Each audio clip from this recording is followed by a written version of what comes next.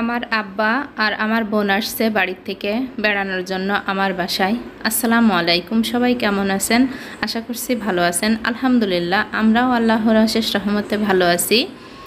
তো এই যে আমরা চলে আসছি নরসিংদীর ভিতরে খানাপিনা রেস্টুরেন্টে। তো এখানে আসছি আমরা সন্ধ্যাবেলায় নান রুটি খাওয়ার জন্য। চলে আসছে আমাদের খাবার, অল্প সময়ের মধ্যেই খাবারটা দিয়ে দিয়েছিল।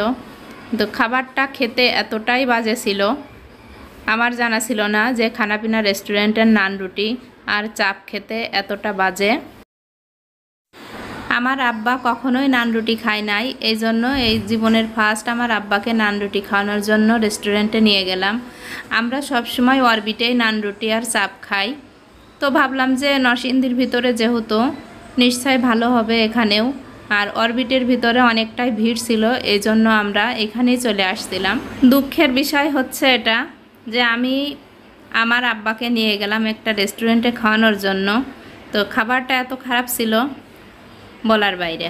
পুরো খাবারটা তো সবাই খেতে পারেনি, লাস্টে যে ধনিয়া চাউল ভাজা দিয়েছে, তো এটাও খেতে বাজে, অনেকটাই বাজে ছিল এটা খেতে।